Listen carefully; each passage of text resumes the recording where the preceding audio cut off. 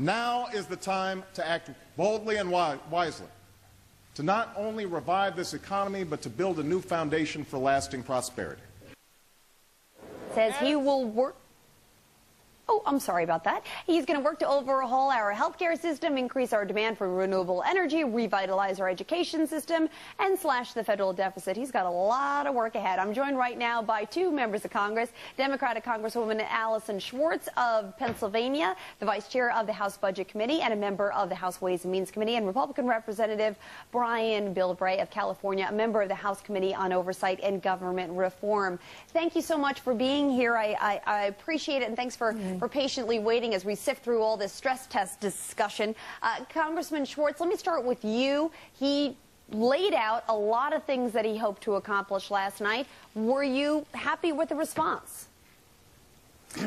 Well, I think the fact is that the president did a magnificent job last night of being very clear, not only with members of Congress, of course, but with the American people about the enormous challenges facing this country, the economic crisis that we face, the enormous debt and deficits that we've inherited from the last administration. And he's made it very clear that we're going to provide relief for American families and American businesses. We are going to then move ahead to meet this economic challenge and this fiscal challenge of the country and make the kind of investments in education, in energy, in health care that is going to prepare us for the demands and the economic competitiveness in a global marketplace that we are facing. Right. It was a speech that really did lay out so much of where we stand and where we are going in this country. You know, Congressman Bilbray, let me get your thoughts on it, because a lot of people say, you know, look, the bottom line is what he's doing in the polls right now suggests that the American people are connecting to his message. But it's interesting, the RNC chairman put out a statement immediately afterwards that said, we're willing to work with the president to walk across the aisle, but we need members of the House Democrats to do the same. Why was that one of the key messages coming out of the RNC? Well, first of all, let's give the credit to the president. He gave the best speech, probably the highest quality presentation that we've seen since Ronald Reagan.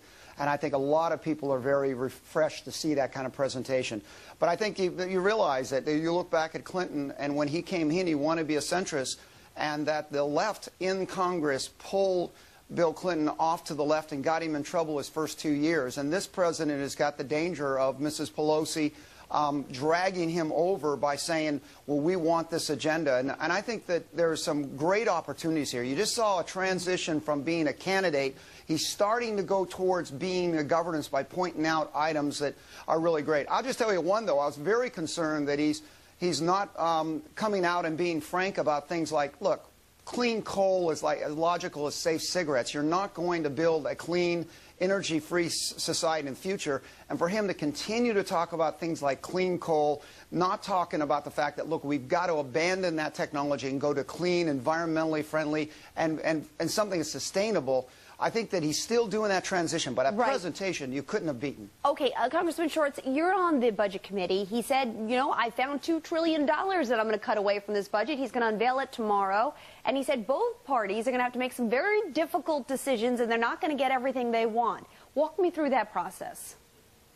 Well, that was a big number that the president put out, but of course we feel very strongly as Democrats, and the president's put forward the fact that we are going to look to trim the budget in every way that we can, at the same time as meeting our obligations to our seniors and to our children, and to meet the obligations of this government, and to make the kind of investments that make us economically competitive in the future. The fact is that we have, again, inherited a financial situation for this country that requires that kind of careful look. We know that there are dollars spent over the last 8 years on the previous administration that we can trim and that we can reinvest in ways that will really make a difference for American families and for the American business. You know, Congressman Bilbray, here's the problem. We've got to play it forward. We're talking a lot about, you know, what's happened in the past and some of the legacy issues, but I think the president sort of suggested last night, I'm not going to look at the legacy issues. I've got to now tackle what are my current issues.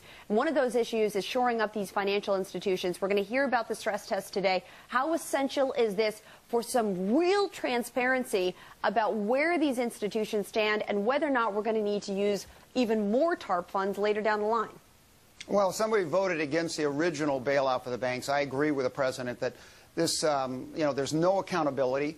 in the past, and that we've got to demand accountability here. This is the American taxpayers. We're talking about trillions of dollars. We're getting in some real chump change here, and our grandchildren's future is being determined here. So I think everybody agrees with the president that accountability for every cent that's spent needs to be involved. And I was excited to hear him talk about the cuts that need to be made and things like the contracts that went out in Iraq. I'm sorry he didn't bring up about the contracts to nonprofits in Afghanistan, which I think is going to be the next big scandal of where's all this money gone in the past administration, and make sure the new administration doesn't fall into the same trap. Yeah, well, he talked about the protectionism conversation, which I was actually thrilled to hear him say we're not going to be protectionists. Let's hope he keeps that message going. Representative Schwartz and Representative Bilbray, thank you guys so much for joining us this morning. I appreciate